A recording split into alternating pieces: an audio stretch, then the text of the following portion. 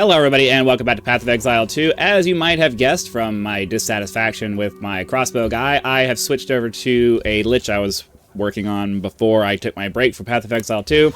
So we're just going to play that today and see how far we can get with that. I don't know. Just this game, I have a love-hate relationship with this game, really hard, because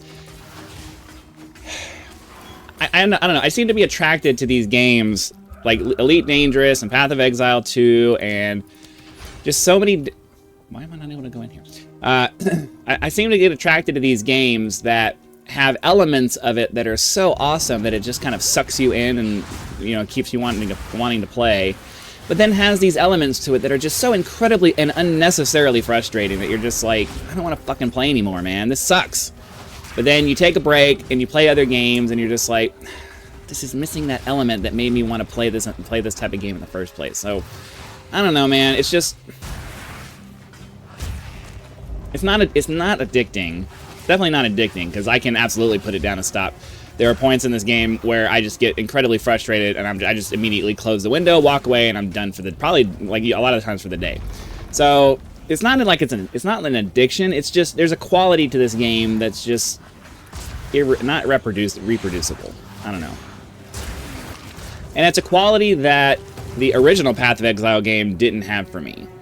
I don't know what it is. It's probably the smoothness of the WASD movement and the reliability and the way that it works. That's probably a part of it.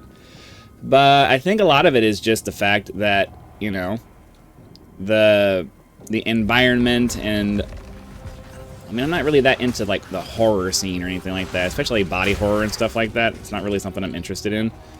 But there's enough... It feels the most like Dungeons and Dragons, I guess, is probably why. That's probably what it is. It feels closest to Dungeons and Dragons and, like, the kinds of settings and stuff that I remember from, Forgotten Worlds, or, like, even just, Forgotten Realms. Even, like, this game, a lot of times, feels very much like, the jungle one. I forget what it's called. The one where you go in with the corruption and all that stuff. I've played the campaign before. I can't remember the name of it. The one that had a Sararak originally. Well, not the Tomb of Horrors. The other one. The one where he's the final boss at the end of the massive campaign, not just the dungeon. But anyways, it'll come to me eventually after the stream when it doesn't matter anymore. That's the way that works. Okay. Burned through all of my energy shield and crap.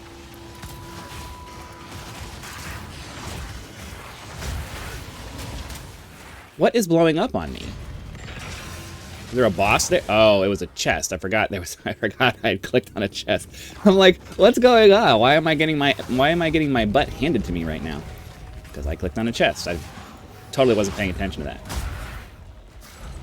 I have enough life and energy shield in this character that I really shouldn't be struggling to stay alive. I could almost tank a lot of this stuff with the amount of life and energy shield I have here. Alright, we found ourselves our first small soul core, so that's good. Okay. I think we'll just continue around this way and hope that we find Mr. Fire Dude.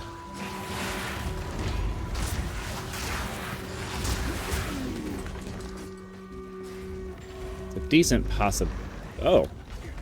Orb of Augmentation, can't pass those up.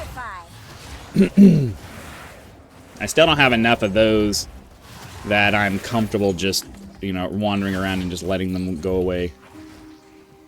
I know that sounds ridiculous, but if you look at my stash tab and you see that I don't have not a single elemental or related socketable, you can see how the drop rate has been treating me. I have been getting shafted hard. It's not like I've been using them like crazy. Like, it's been a while since I've had a single one drop. I keep getting runes of body and mind and all that other stuff, and it's like, I don't need those right now. I need elemental resistances. Like, it's just ridiculous. Okay, yeah. All right, so we can fight this guy, then we can go find the other thing. Pop my knuckles. Ooh. Yes, I do.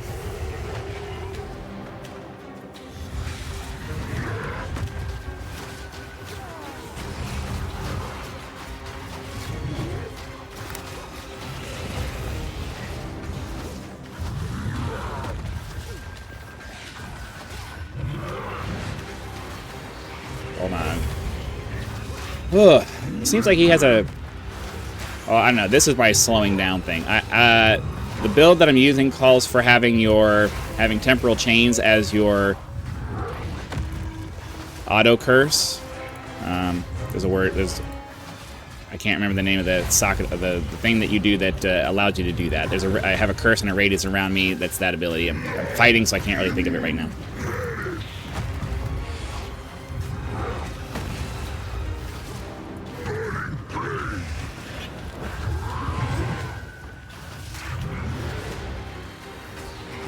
Come on. Get my freaking totem back up. That would be good. Suffer and die.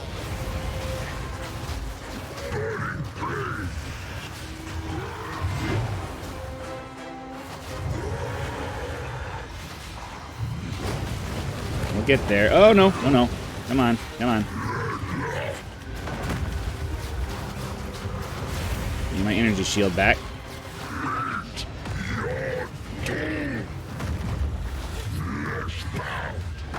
Barring some kind of crazy one-shot, we should be okay here. I'm just going to try to burn him down now.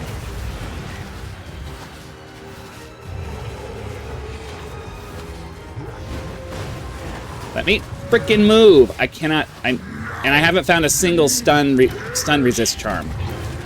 I haven't found one. Not in both of these characters. Not one stun... Not a single stun immunity charm. Not one.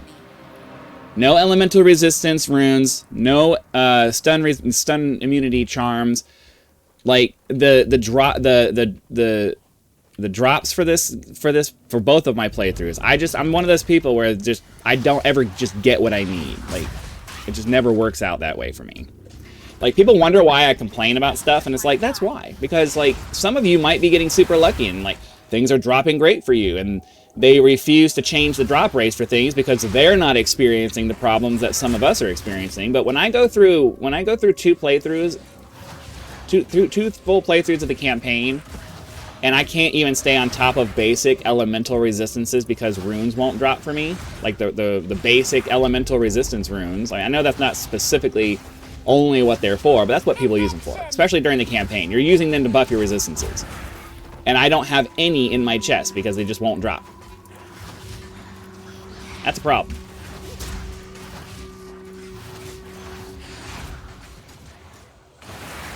Okay, so we found that other soul core there. Let's see if we can get to the next area since we've killed the boss that I wanted to kill. We should just be able to follow the lights.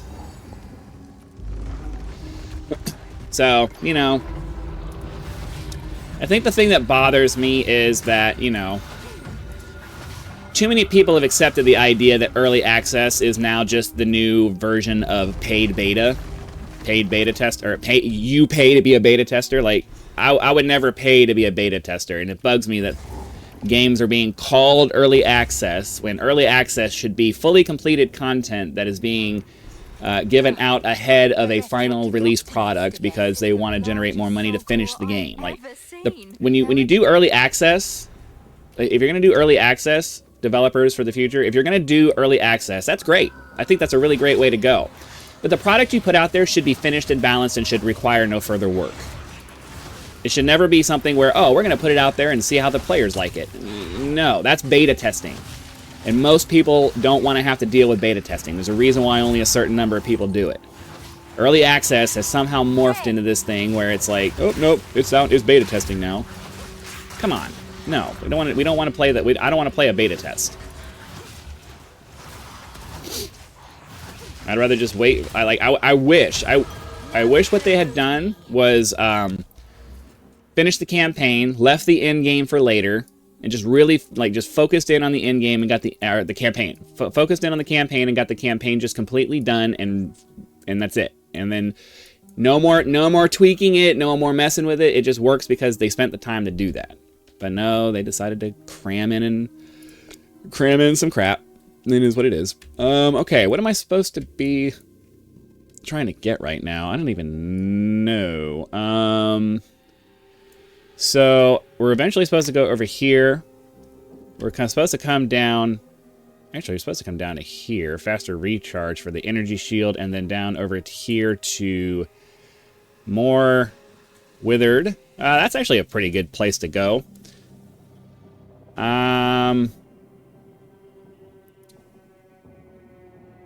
Yeah. I'm actually not technically supposed to have these. That could give me 3 points back if I took those away. I'm also supposed to come over here to energy shield recharge and intelligence. I think what we're gonna do is, I guess we'll go down here, because survivability is very important. So better to go with survivability. I have a reasonable amount of damage already. By the time we need more damage, hopefully we will be at the point where... Oh, I forgot I had that exploding thing. One of the Lich related things that I have causes things to sometimes explode when they die, so which is nice.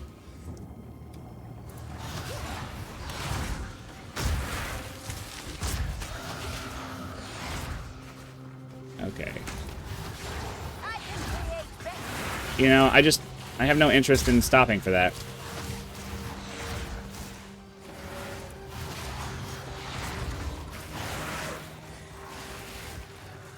There's our generator. Let's grab the checkpoint here so that if we die, we don't have to find it again. Oh, how convenient. I love it when little things like that happen. You know, because it's the little things that just annoy the hell out of you, but sometimes even just little good things that happen can just make you feel so much better. Not having to go, well, I was going to say not having to go through every square inch of the map, but at the same time, you kind of need to go through every square inch of the map because you never know if they're going to stick the other one right next to it, because it's all randomized, I think. So you can't assume that they didn't go through and do the code in a way that makes it so that one core is on one side and one core is on the other side. So if you can't feel a relief once you find one and be like, oh, yay, we found it. Let's now I can just run over to the other side and start searching for that one over there. No, you got to do the full search every time, because the developers don't believe in the idea of, you know, streamlining anything. Yeah.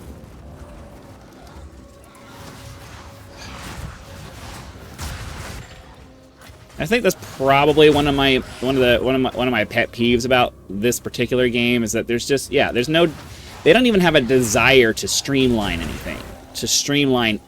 Everything has to be manual. Everything has to have extra steps that aren't really that necessary. Like,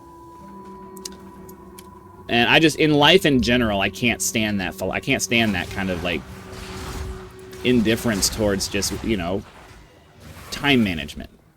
You know what I mean? Like, I want things to be as efficient as possible, because time is our most valuable resource, so we should be spending as little of it as possible doing BS we don't want to be doing.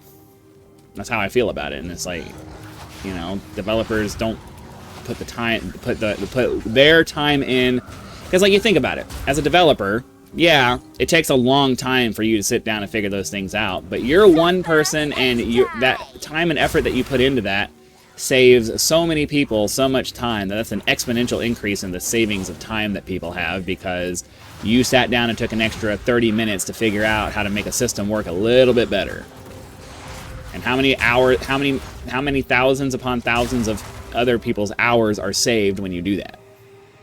Like, anytime I develop anything for anyone, whether it's, you know, some kind of software related program or just, you know, a process for something, I sit down and I take the time to try to, like, you know, make sure that, hey, is this the most direct and, you know, streamlined way we can do this? Because people are going to have to mess with this, and they're not going to want to sit there and fiddle with it. The easier you make it, the more people the more people will be willing to do it, if not want to do it. And by easy, I just mean, you know, not unnecessarily convoluted or complex. Or, like, one of my biggest irritations with this game is just the random things that sometimes conspire to just kill your character, and in a way that prevents you from stopping it. Like, the biggest thing is that when it prevents you from stopping it, you get frozen in place, and then enough monsters happen to be around you to just dogpile you, and you're dead. And you can't stop it because you're frozen or you're stunned, you're stun locked or something. Like, that's like the absolute most rage-inducing thing that ever happens in this game. And it happens with annoying frequency. Because the mechanics behind the thing, the mechanics behind stunning and all of that stuff, just, they really need a better balance compared to what they have now. It's annoying. It's really, really annoying. Where is this other soul core? Oh, there it is. I see it on the map. Hopefully we don't die before we get to it, because that'll be the most irritating thing. You get like right within it, and then you die, and then you got to go find it again.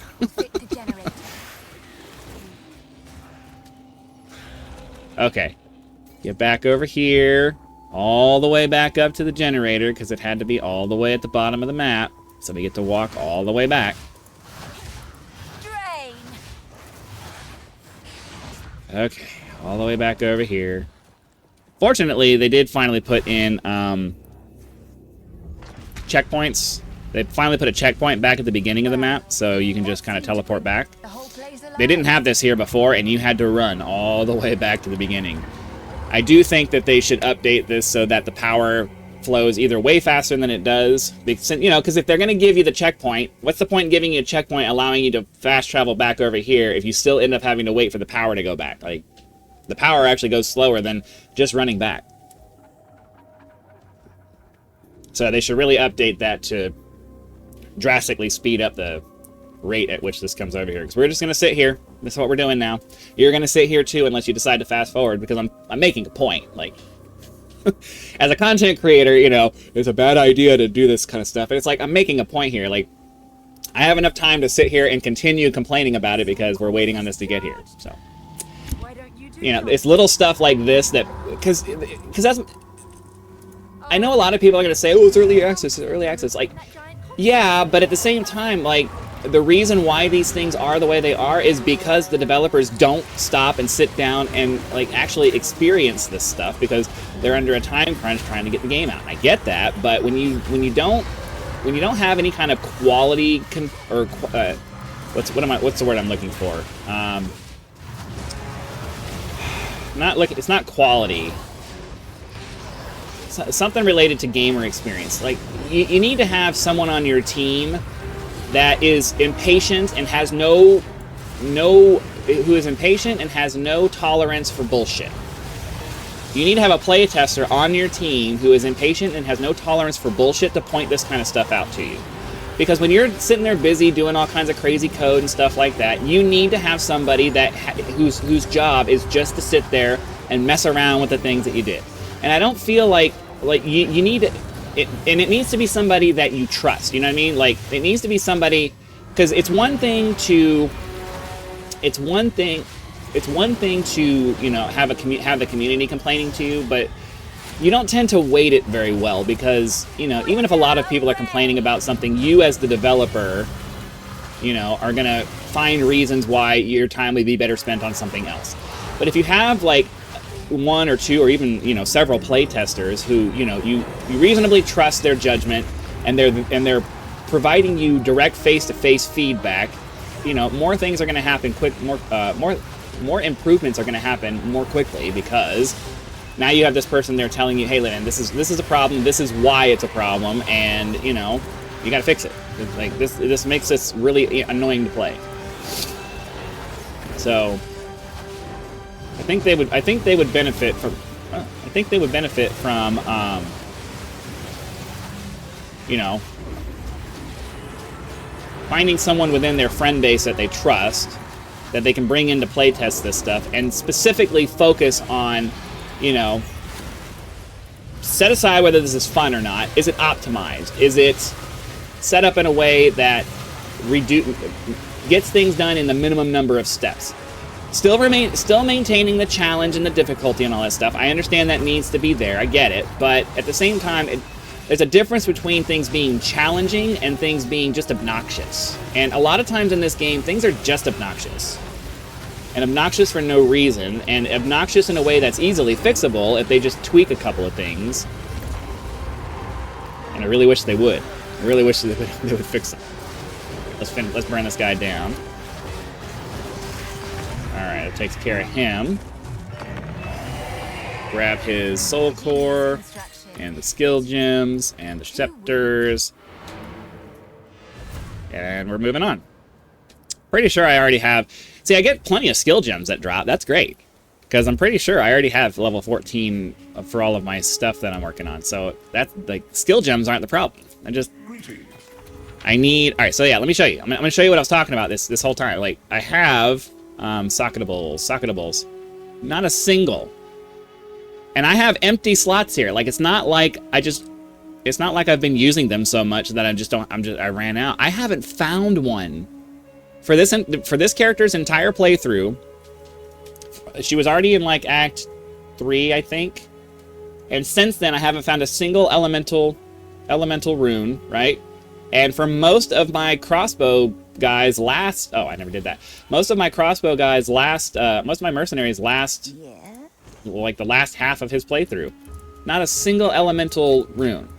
So that's clearly, like, you could rule me out as an edge case, but I don't think that's it. I think there's a serious problem with the drop rate and the way that drop rate is applied, and there needs to be a massive balance pass for...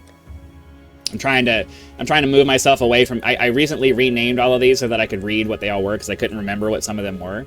So I just wrote them all out, and I'm trying to train myself to use this over here. It's going to be a little bit before I finally get that muscle memory down.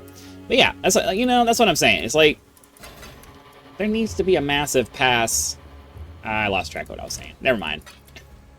Oh, yeah, there needs to be a massive pass going back through the drop rates for things and making sure it leans more towards, elemental related stuff in the beginning, because that's what people are using the runes for.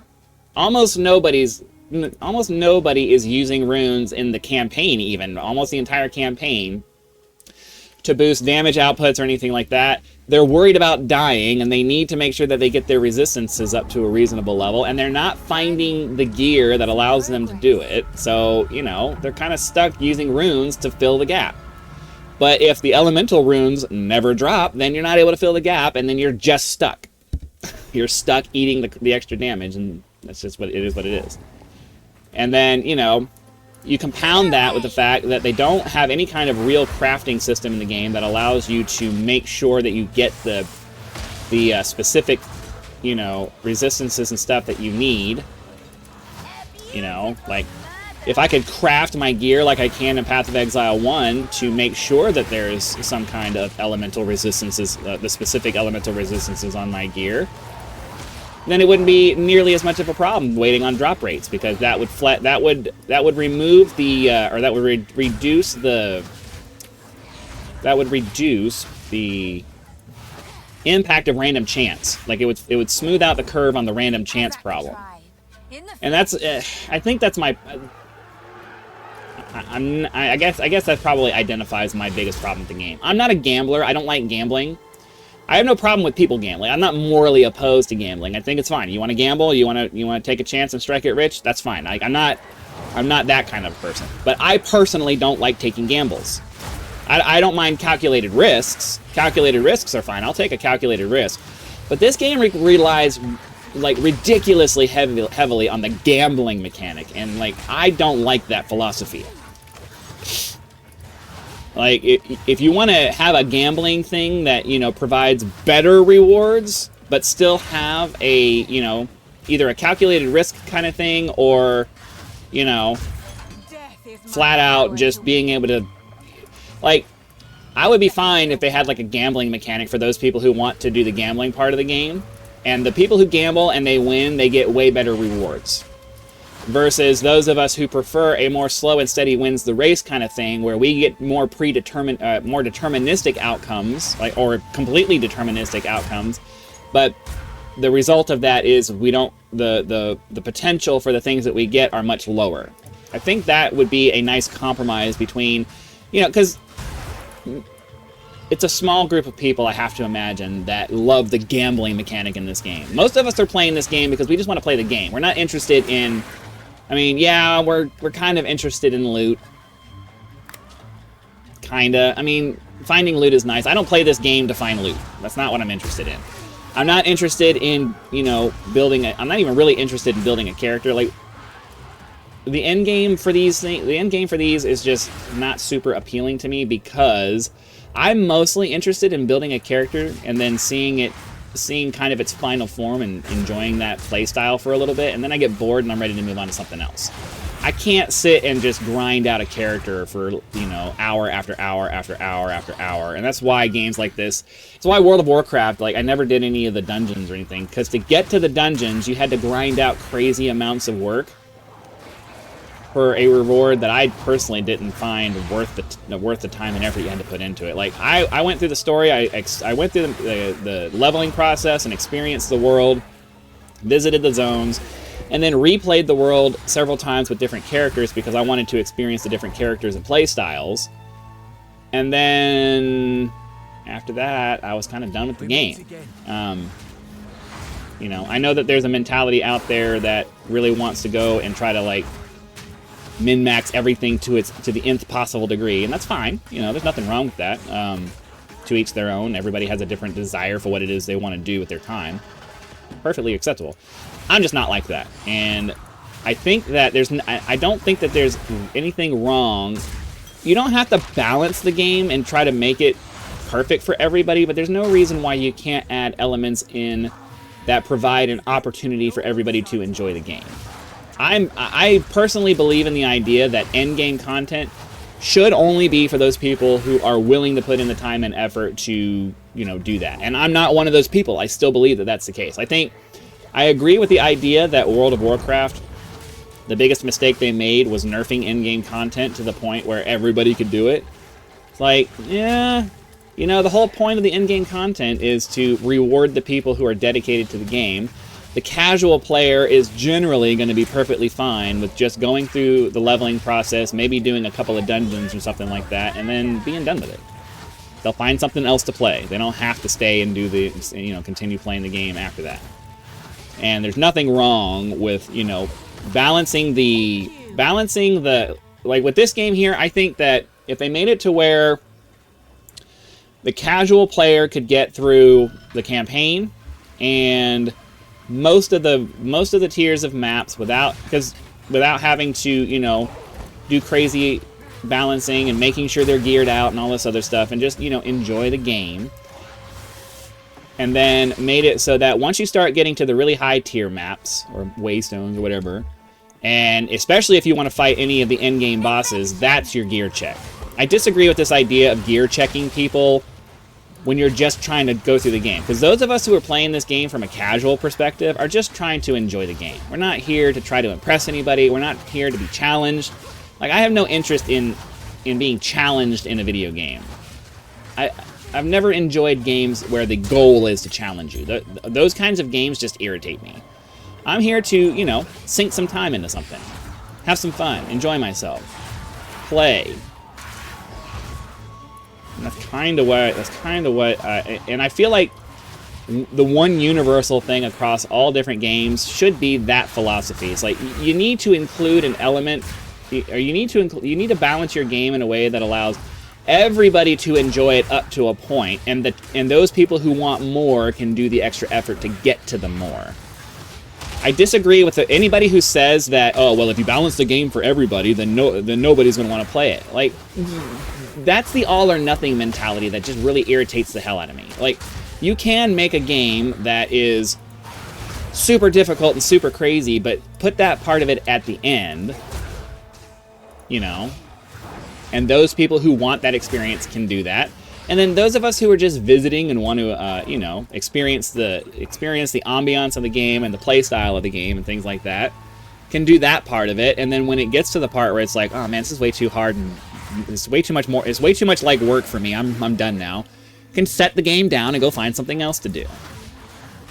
I think it's fundamentally a mistake to try to tell people that they just shouldn't play this game because this game isn't made for you. It's like, but it is, but the idea of it is made for me. Like, the idea of this game absolutely lines up with my interests and, you know, the kinds of games that I like to play. I just don't want to have to play the hard mode of it.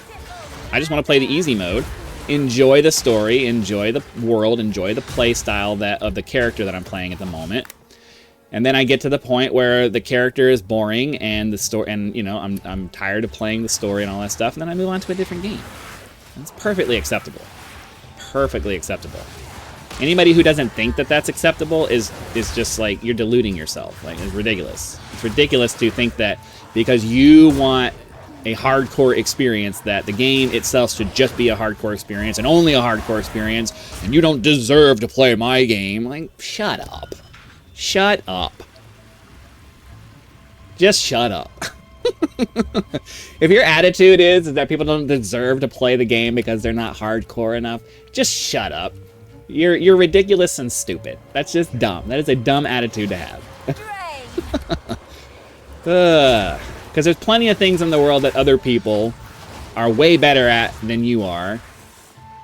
And if you develop an interest in it and you want to try to do it, how are you going to feel when they when they come and tell you, oh, you don't deserve to do this because you haven't put the time in, or you don't...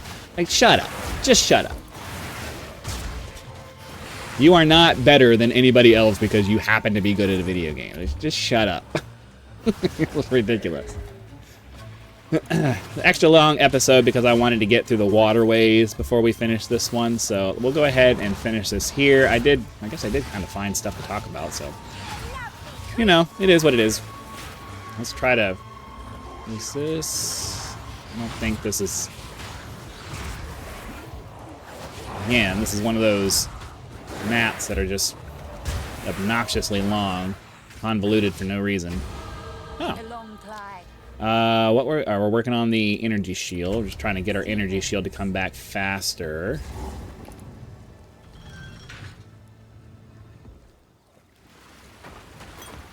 Itinerant jacket and an ultimate mana flask.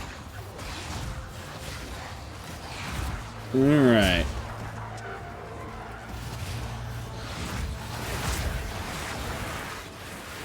Guess we're going this way.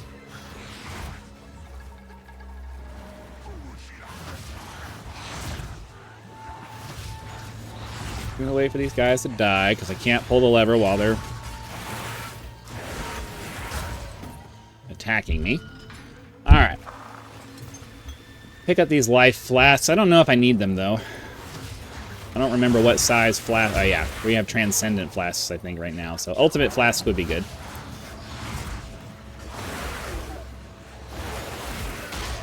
I guess we're not going up the hill yet. We still gotta wait for things to die. Alright. Come on.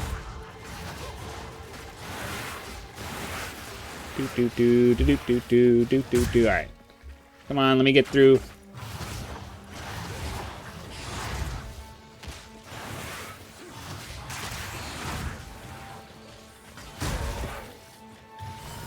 We are almost at the end, I think.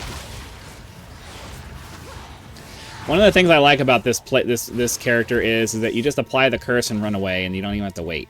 You just apply the curse, run off, and they eventually die. You probably end up missing out on some gear doing that, but I mean, that should be a testament to the fact that, you know, the gear situations is still crappy for some of us at least, because nothing ever drops that makes me concerned about just running off and going. Curse Speaker's robe. I don't really need that. And I don't have enough currency to... Like, I still don't have enough regal orbs in the other one to justify even trying to take a white and upgrading it to something else, because there's... Like, they either need to drop abundant currency to give us chances to find the stats that we want, or they need to make crafting more deterministic. Where it is right now is still just like, it still makes me unwilling to spend currency because I'm gonna spend my currency and I'm still not gonna get anything. Like, it is what it is. But anyway, that's gonna go ahead and do it for today's episode. Hopefully you guys enjoyed it. Be sure to click the like button, subscribe to help us reach 10,000 subscribers. Join as a member for early access to videos, for among other perks, where you can just leave YouTube's version of a tip with that thanks button. I also have PayPal and Patreon links for those of you who prefer to go that route, because some people like to go outside YouTube to help out with channels and stuff like that. So that option is there for your convenience. So again, thank you very much for watching. Be sure to come back for tomorrow's episode, and I'll see you then.